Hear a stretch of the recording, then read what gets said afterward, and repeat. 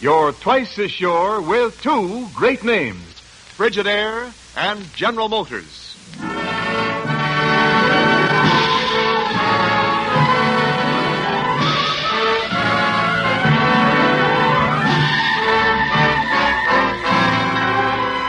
Frigidaire brings you Hollywood Star Time. Today we present The Man Who Broke the Bank at Monte Carlo, starring the brilliant English actor Rex Harrison, supported by Hollywood's First Lady of Radio, Lorene Tuttle.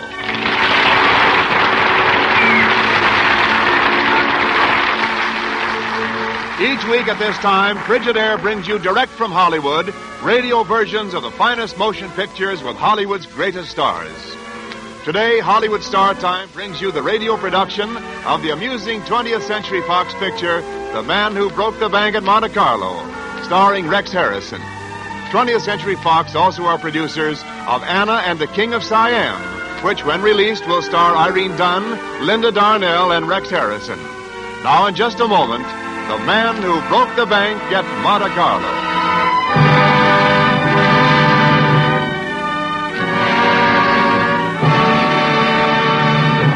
You're twice as sure with two great names, Frigidaire and General Motors. Frigidaire, the greatest name in refrigeration, is made only by General Motors. And it is this association of experience with experience, of skill with skill, that makes Frigidaire America's favorite refrigerator today. The 7 million Frigidaires built and sold are the best proof of Frigidaire's outstanding record of dependability, of lasting satisfaction. For back of every great refrigeration principle pioneered by Frigidaire, back of every exciting new Frigidaire feature, back of every exclusive Frigidaire advantage, is one all-important purpose: to keep food good to eat. Remember this when you choose your new refrigerator. Remember the record of millions of Frigidaires in millions of American kitchens. And remember, you're twice as sure with two great names. For Frigidaire is made only by General Motors. Now, The Man Who Broke the Bank at Monte Carlo, starring Rex Harrison as Paul Gallard and featuring Lorene Tuttle as Helen Berkeley. The colorful musical score is supervised by Alfred Newman.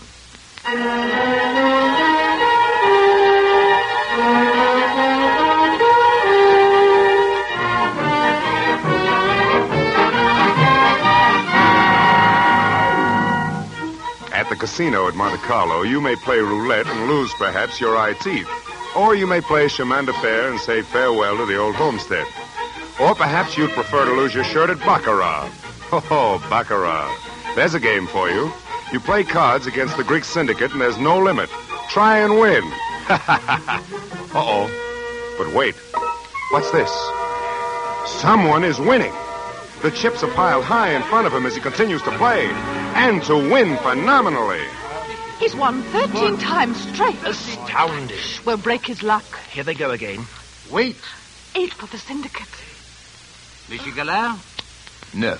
9, he wins again. Astounding. He must have 5 million francs in front of him. Do you wish to continue, Monsieur Gallard? If you please, Monsieur le Croupier. The entire 5 million. Bunko. But monsieur, the bank cannot... rien ne va plus. Deal, play.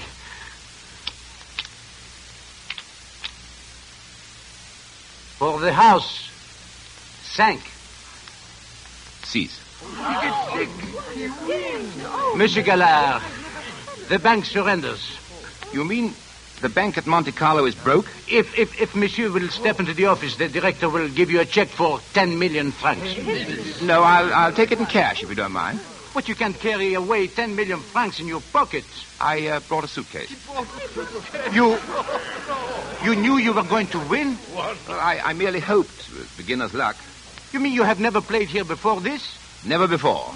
And never again. Oh, how unsportsmanlike. Good evening, gentlemen. Goodbye, casino. Farewell, Monte Carlo. Forever. Oh, will you help me pack the currency, please? Oh, the director shall hear of this flagrant breach of etiquette, yes. Oh, quel culot.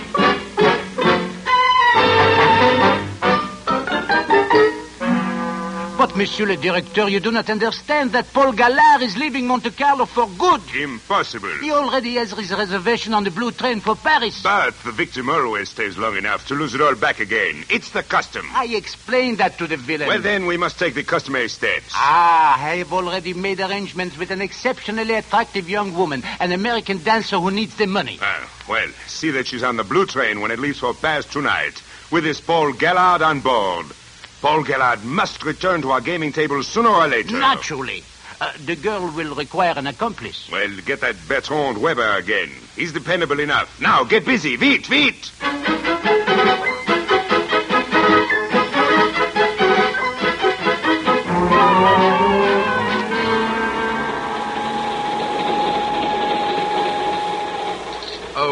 Waiter, you there. Oui, monsieur. The young lady and I wish to be seated in the diner. But of course, this way, monsieur. Oh, wait a moment. We wish to be seated at the same table with that distinguished-looking Englishman there. I understand. This way, madame, monsieur. Thank you. Oh, I hope you don't mind the intrusion, sir. No, not in the least.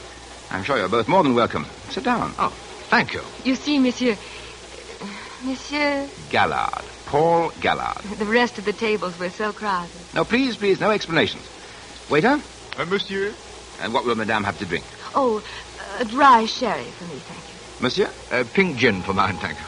And make mine another brandy and soda, waiter. Eh bien, monsieur. Thank you. Paris bound, of course. Well, yes. Helen and I have been thinking of skipping through Paris and visiting Switzerland. Switzerland? Oh, by all means. Particularly Interlaken. Well, I don't know. You recommend it highly, Monsieur Gallard? Without qualification. Interlaken in the spring is perfectly lovely. Are you going? Well, we don't quite... Let's think about it seriously, Bertrand. It sounds wonderful. It is wonderful. Do think about it and let me know. Let you know? What exactly is it to you, Monsieur Gallard? Oh, well, one's always gratified to know that his recommendations have been accepted, that's all. Is it? Oh, yes, the best way on earth to ingratiate oneself with a waiter is to ask him what he suggests on the menu and then order it, even if it kills you. Well, the catch is, Monsieur Gallard, that we don't see any particular reason for ingratiating ourselves with you. Well, technically, no. However... However, you were kind enough to share your table with us. And I've always wanted to see Interlaken anyhow. You'll be there? We'll at least think about it, won't we, Bertrand?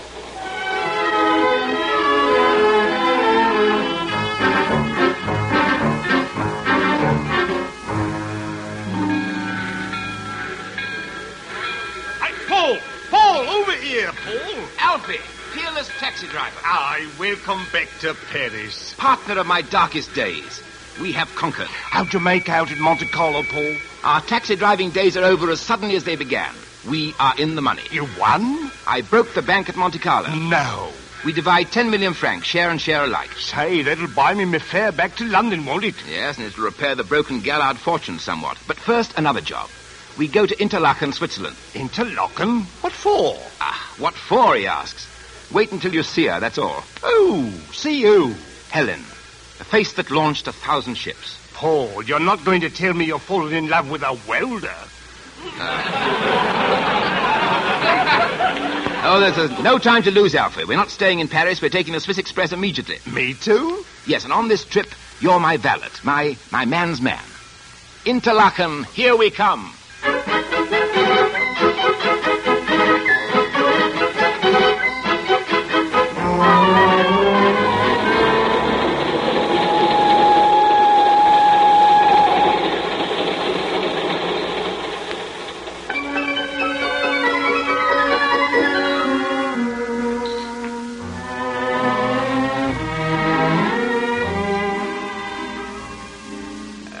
Excuse me, madame, that is, mademoiselle. Or, well, anyhow... Oh, really, Monsieur Gallard? Does it matter? We've been in the same hotel in Interlaken for 2 days, and I haven't danced with you. May I sit down here? It's Bertrand's chair, and he might not like it. Now, listen to me. I came to Interlaken to see you, not to see Switzerland. Do you often have spells like this? I said, listen. Supposing you'd been poor for a long time and then suddenly became miraculously rich. Happier and more carefree than ever in your life. free to follow your heart wherever it led. Tell me, are you married? Why? I must know. Well, it's all right, Helen. I've arranged for a guide tomorrow. Oh, it's you again, Gallard. Hello, Bertrand. I was asking your, madame, that is... Madame? He doesn't know, Bertrand. Monsieur Gallard, my brother. Your brother? Yes. Well, how do you do, sir? Delighted. But delighted. Delighted, a brother of, Berkeley. Helen Berkeley. Helen Berkeley. Delighted. So you're a brother. Oh, I'm glad. Oh, you look wonderful. Yes, sir. Right. Well, please stop pumping my arm or I'll never be able to go mountain climbing with Helen tomorrow. With Helen, did you say? Mountain climbing. Exhilarating sport. Mountain climbing. Very exciting. Brother. Oh, that's fine.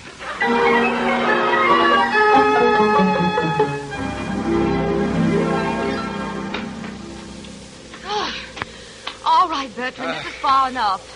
Oh, can you see Gallard from up here? He's resting on that rocky ledge below us. Oh. Now, all you have to do is slide down the cliff a bit and land on the ledge beside him. Yes. Alone on the mountain. That's excellent. You're cheerful, aren't you? When the stakes are high, my spirits rise with the stakes. Well, all right. Loop the other end of my rope around this rock, will you? All right, you are. Well, here goes nothing. And now, scream convincingly as you slide down, darling. Bon voyage! Help! I'm slipping! Help! Oh, I don't like this. Oh! Miss Berkeley. I was on the ledge above you. I slipped. You've no business climbing alone. Well, don't leave me dangling here like a salami. I'm very fond of salami. Now, look. I'm very fond of you. Oh, please cut this rope and let me down. Will you go riding with me tomorrow? No. The next day? No. Friday? Will you be good enough to get me down off this disgusting mountain, Mr. Gallard? Well, that's better. Now we're making some progress. Yes, I'll cut you down.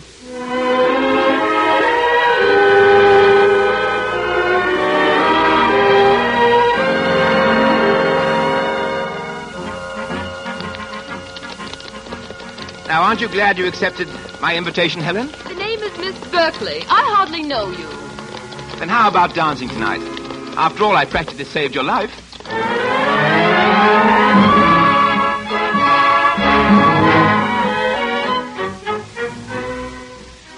You dance beautifully, Helen. That's a bright new speech. But truth is eternal. You dance enchantingly. Oh, thank you, Paul.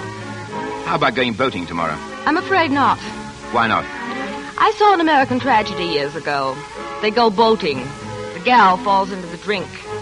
She can't swim. He lets her drown. Poor gal. Ah, he didn't love that gal. All right, Paul. I'll go boating with you. Why, Helen? Why will you go with me? Because I can swim. Oh. Fine, yes. Well, let's dance.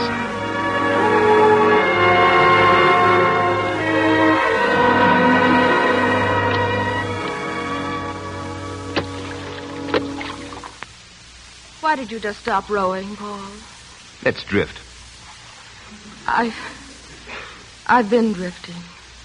Helen, why are you unhappy? Oh, Paul, I'm sorry if I showed it. You're in some kind of trouble, aren't you? Well, would you call marriage trouble? You're not married. I'm going to be married in 2 weeks. No, I absolutely forbid it.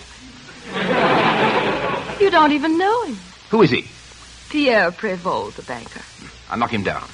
It shouldn't be difficult. He's 62 years old. 62? Then why on earth? Because he's rich, and I need money. Why? Not for myself, Paul, believe me. For my brother. Bertrand? He's in trouble. How much trouble? 5 million francs. Well, I just happen to have 5 million francs. Would that help? Oh. Paul. Oh, Paul. What is it, darling? Tell me. Oh, this is so dreadful. You make me feel so humble, so terribly ashamed. Can't you see? Don't you understand? Well, Helen, all I know is that I love you very much and that I can't bear to see you unhappy. Anyway, I never could be trusted with money. Oh, thank you, Paul. Thank you. Then it's settled. You'll take the money. It is settled, Paul. I'll never take the money. But thank you. Thank you so much for offering. Isn't there something I can do? Oh, yes, Paul, there is. Give me another week of all this. Riding with you, dancing, laughing, talking with you. Perhaps the Mediterranean. Capri. Anna Capri. The Blue Grotto. The Riviera. Monte Carlo. Thank you so much for offering. Isn't there something I can do? Oh, yes, Paul, there is. Give me another week of all this. Riding with you, dancing, laughing, talking with you. Perhaps the Mediterranean. Capri. Anna Capri. The Blue Grotto. The Riviera. Monte Carlo. Marseille, Naples, did you say Monte Carlo? Yes. Why? Oh, nothing, darling, but if you want to go to Monte Carlo, we go to Monte Carlo, win, lose, or draw.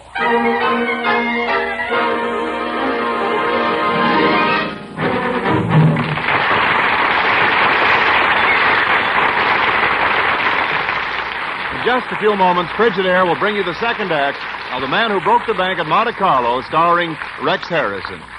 Frigidaire is the name that's known best around the world for keeping foods good to eat.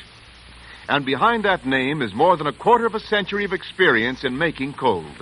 The dependable record of over 7 million Frigidaire refrigerators built and sold. You have only to consider Frigidaire's famous meter miser to realize what all this skill and experience can mean in the building of a refrigerator.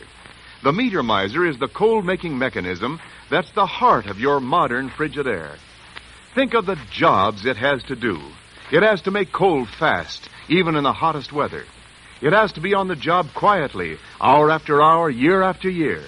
It has to make oceans of cold on a mere trickle of current. It has to be dependable. All this the Frigidaire engineers knew when they designed the meter miser, and they designed it well. For today, the meter miser is known as the simplest refrigerating mechanism ever built. So economical that it operates on less current than an ordinary light bulb. So powerful that it can make all the cold you'll ever need and still have power to spare. And so dependable that it is sealed in oil for life.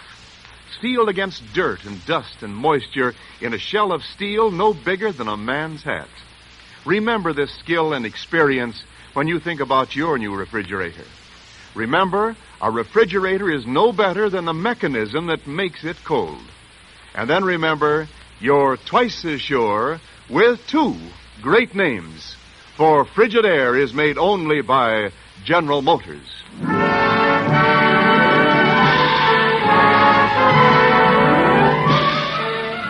Hollywood Star Time continues now with the radio production of the 20th Century Fox picture, The Man Who Broke the Bank at Monte Carlo, starring Rex Harrison with Lorene Tuttle. 20th Century Fox is currently showing its Technicolor production, Do You Love Me, which stars Dick Hames, Maureen O'Hara, and Harry James. Now, Act 2, The Man Who Broke the Bank at Monte Carlo.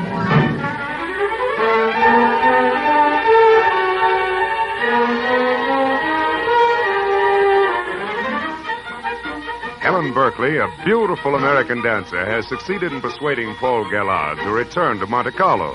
From there on, it is certain that Paul's weakness for the gaming tables will make him lose all his fantastic winnings. Paul and his oddly chosen friend and partner, a Cockney taxi driver named Alfie, are preparing to check out of their hotel in Interlaken, bound for Monte Carlo. I'll be very frank with you, Paul. I don't like this business of going back to Monte Carlo. Alfie, I know that half our winnings are yours, and I promise that I won't go near the casino. But if I do... Ah, there you have it. If he does. Alfie, I've set myself a very modest limit. 1,000 francs. Now, not a sou more. When that's gone, I'm finished. Well, just the same, I'm keeping back 1,000 francs out of my share of the money, just in case. And what's troubling you? That blonde Barclay woman. How do you know she's on the level? I've known that Monte Carlo gang to go to a lot of trouble to get their money back when they've lost heavy. It's a very grave insinuation, Alfie. Yes, ain't it, though? No, I'll take it. Yeah? Hello, Paul. Oh, hello, Helen, darling. Paul, I've changed my mind. Change your mind? I'm not going to Monte Carlo with you. But, darling, I've made all arrangements already. Well, if you don't want to go, why did you ask me to take you with me to Monte Carlo? Oh, you'll think it's silly, Paul. Well, tell me, it's rather important. Well, I have a little money, and I thought I might win some money to help my brother. I knew it. Knew what, Paul? Oh, my valet had some fantastic plot dreamed up in which you were an adventuress financed by Monte Carlo. You were supposed to lure me back to the gaming tables, and when I'd lost my millions, you were going to toss me aside like an old toothpaste tube. Unless you're one of those delightful people who save old toothpaste tubes, are you? You didn't believe that fantastic idea, did you, Paul? No, of course not, darling. Paul, I do love you so. There's someone at my door now. Goodbye, Paul. Helen, wait a minute. Goodbye, Paul. Yes, come in. Oh, hello, Bertrand. Why aren't you on your way to Monte Carlo? Well, because he wouldn't go. What? He changed his mind at the last minute. That's all I know.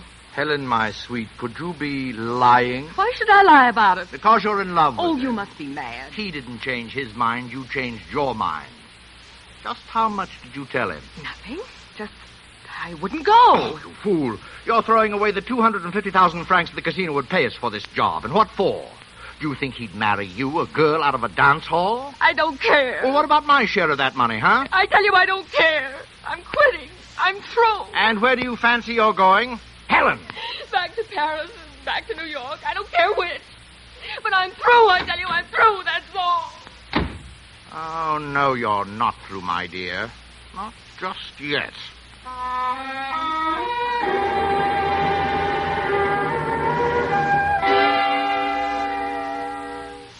Oh, I'm amazed to find you in your hotel suite. I thought you were going to Monte Carlo with Helen. I was, but you changed her mind.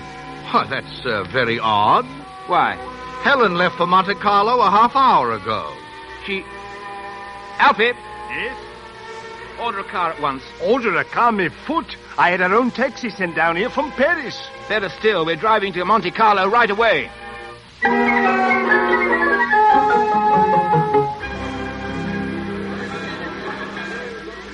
One passage to Paris, please.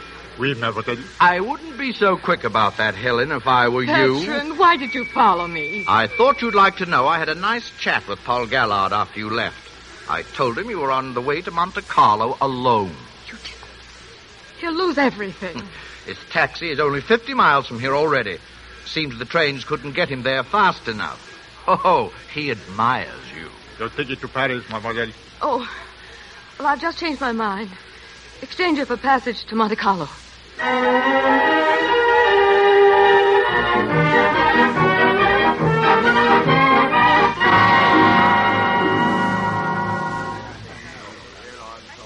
Ah, Monsieur Gallard, welcome. So happy to have you with us again. Thank you, Monsieur le Croupier. A bit of baccarat, monsieur? Yes, some chips, please. Oh, but certainly. Banker, some chips for Monsieur Gallard. 1,000 francs worth. 1,000 francs worth, to begin with.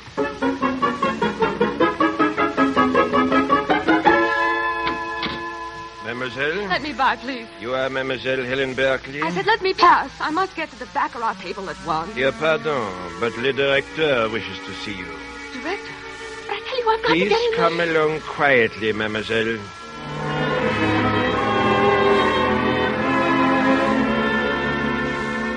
Why am I held a prisoner in your office? Prisoner? Oh, Miss Berkeley, our guest.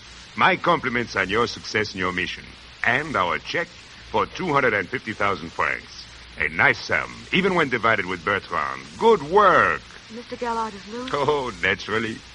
Much? Much. Excuse me, please. Yes, Emile. How now? His luck has changed. What? He's winning again. Match! Much. Keep me informed. Oh, this is absurd. It can't happen again. May I go now? No, you may not go now. You'll stay here till the very finish. One way or the other.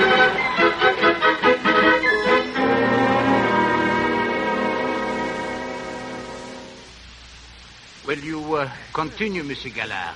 Why not? Your bet? Everything. Huh? Everything? Banco, if you please. 10 million francs? If you please. Dealer, if you please. Rien ne va plus.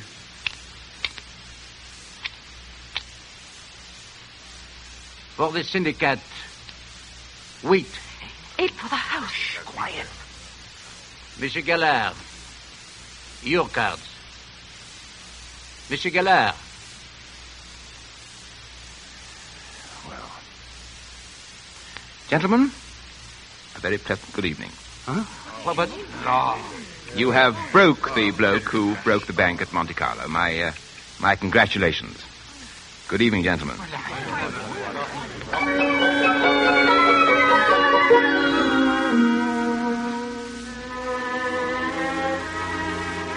My coat and hat, please. Oh, oui, monsieur.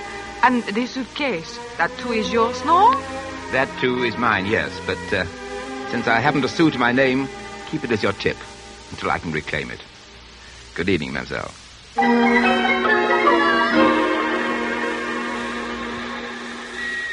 Taxi, Paul, my pal. Move over, Alfie. Give him my old cap with a beloved taxi driver's badge affixed thereto. Broke? Broke. Oh, well. Easy come, easy go. Get in, Paul. Hey, wait a minute. Where's the suitcase? Oh, will you hop inside and get it? And give the girl a coin, will you? Thanks. You can bet I will end fast. That's a good leather suitcase if it's lost, is the idea. Oh! Sorry, lady. I'm sorry. Oh! Taxi lady? Oh! Sort of a joke is this. Why are you behind the wheel? Why that taxi driver's cap and badge? This is where I came in. Taxi lady? Take me around the block. I've got to talk to you. Oh, no. I understand enough right now. Alfie was right.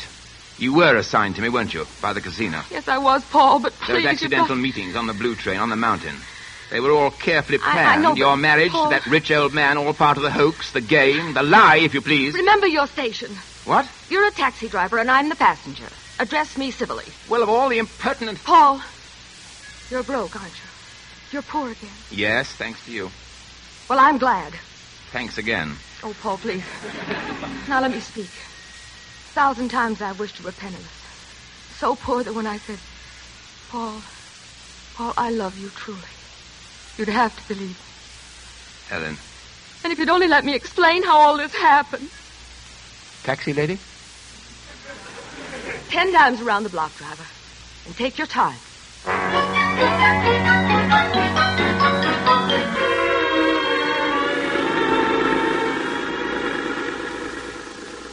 Helen, darling, forgive me for doubting you for a moment. I love you, Paul. Oh, dear. What? Look, there's poor Alfie waiting and fuming at the curb, suitcase and all. Let me handle Alfie. Taxi, sir? And where, if I may ask, will you get me out of here fast? Alfie, what's wrong? Get me out of here before the director sticks a blonde on me. What on earth are you raving about? You kept me waiting around. I had 1,000 francs loose in my pocket, so I just broke the bank at Monte Carlo. Who? You? Me. Get me out of here. They're after me. Oh. Me. Come back. Monsieur. The director. Hurry, Paul. Let's get out of here. Oh. With the man who really broke the bank at Monte Carlo. Alfie.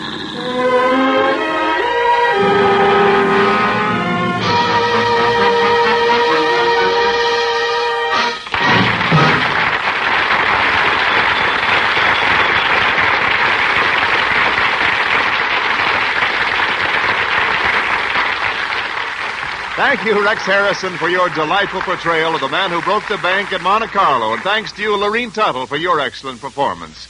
May we also express appreciation to the splendid supporting cast. Joe Kearns, Jay Novello, George Sorrell, Margaret Brayton, David Ellis, Ray Lawrence, and Gerald Moore. Rex Harrison will return in just a moment. This radio adaptation of The Man Who Broke the Bank at Monte Carlo is written by Milton Geiger, with music supervised by Alfred Newman.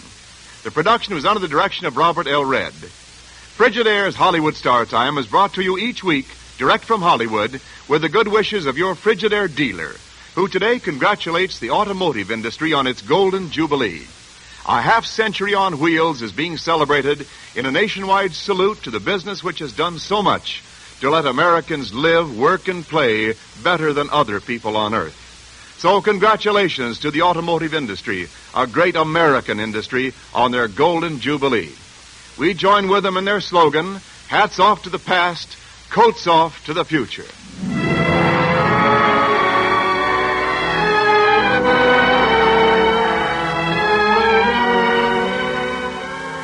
Here again is Rex Harrison. Mr. Harrison, am I correct that this is your first radio appearance in America? Quite right, Mr. Niles. Of course, I've made numerous appearances before the BBC microphones in London, but this is my first radio over here. I enjoyed being here very much today, and I most certainly shall tune into Hollywood Star Time next week to hear George Brent and Lynn Barry in their broadcast of Second Honeymoon. So until then, goodbye, and thank you all. This is Wendell Niles speaking for Frigidaire, made only by General Motors.